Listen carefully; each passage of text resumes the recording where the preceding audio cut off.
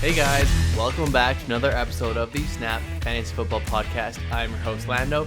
You can catch me on Twitter at LandoFF. We are on Instagram and Twitter, our main account that is, on Snap at Snap_Fantasy. And today I am talking about wide receivers buy-sell candidates. Mackenzie did a great video on trading and how to go about trading in your fantasy league. So catch that out on our page. And it's really about breaching communication with these players, finding out what their needs are in on their fantasy team, and how you can help them, how you can help each other.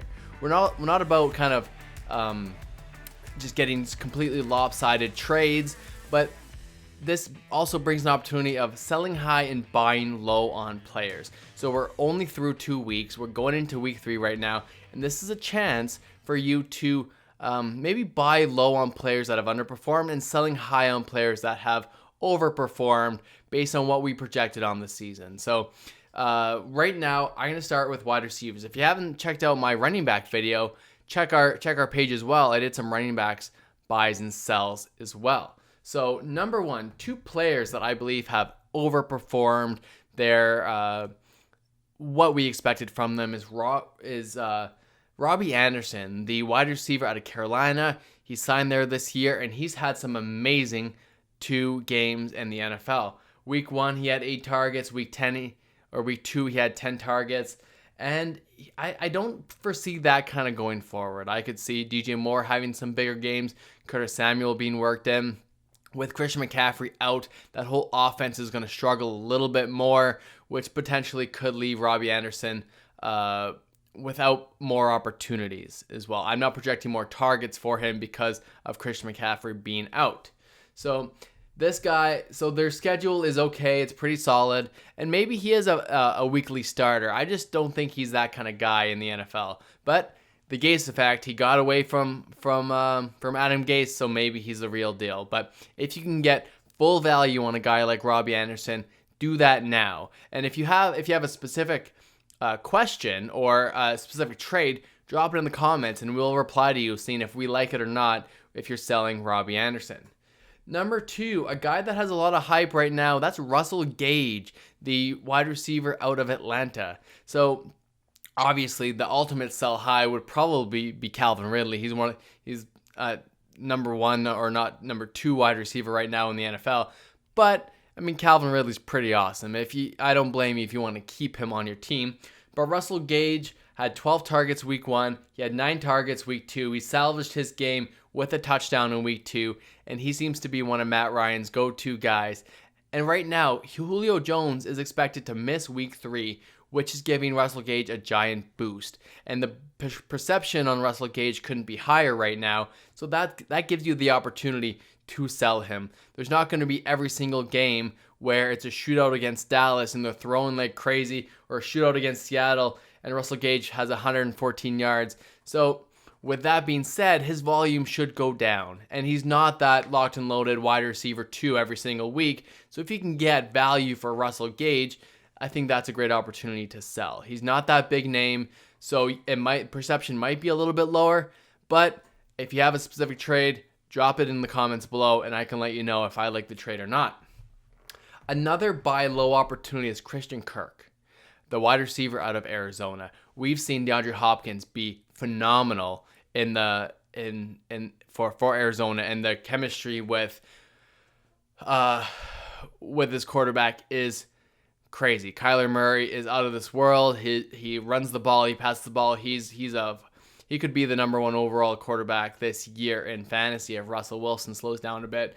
But Christian Kirk, I think, is severely underperformed. He has a chance to be a very good wide receiver, especially if they start throwing the ball more and maybe defenses kind of clue into how to stop DeAndre Hopkins.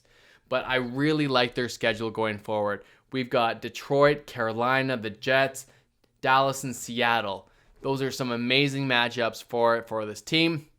And Kirk will eventually be, I think, a starter on your fantasy squad. He can be a very safe starter if these targets go up to him. So you could probably get Christian Kirk for a song. He might be available on your waiver wire. So he's kind of a throw-in piece. He's not a guy I'm willing to pay up for, But you start conversations, you try to get a Joe Mixon off a guy or a Miles Sanders off a guy, and Kirk is just a throw-in because if they started him on their fantasy teams, he disappointed. So Kirk is a guy that I like, but he's not the centerpiece of the trade. He's a throw-in piece just to get that extra bonus, and he should be able to fill in great on once bye weeks start coming up.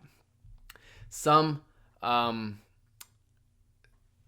he's a buy low. I've got a couple more buy lows. AJ Green, he's got the most air yards in the league. He's a chance. He's a guy that I think will be good with Joe Burrow. They just need to get on the same page.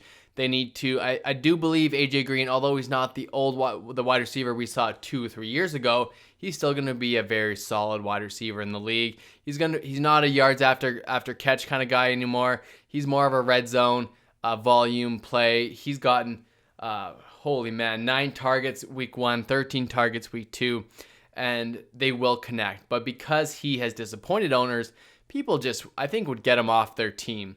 Especially if you haven't watched the game, you can see that they didn't connect and just would rather have AJ Green off their team than to keep him on the team as well. Their schedule going forward is okay with Philadelphia, Jacksonville next couple of weeks. Baltimore's tough week 5, but I think AJ Green still will at least see enough volume there to be a fantasy asset. Joe Burrow, I think, has 61 attempts so far this year, which is phenomenal, and AJ Green should be a recipient of that. Another buy low candidate, someone that sat out Thursday night, is going to be DJ Chark. He has about 10 fantasy points for the first 2 weeks, but that sit down against Miami really hurts your team, and you have a chance to. Gardner Minshew disappointed. He didn't look great, but I think for me, he really missed DJ Chark on that team. Conley dropped a bunch of passes. Laviska Shenault is a rookie.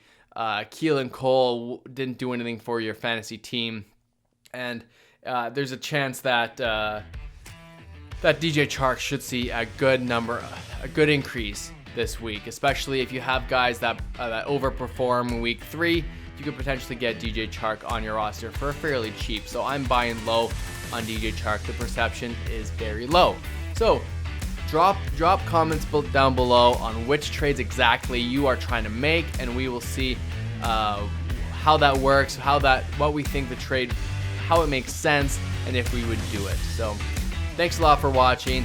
We keep putting out content every single week. Check us out on Sundays doing the 1-hour live stream before kickoff to answer every start sit question you have. But that's all for me today, guys. We will see you next time.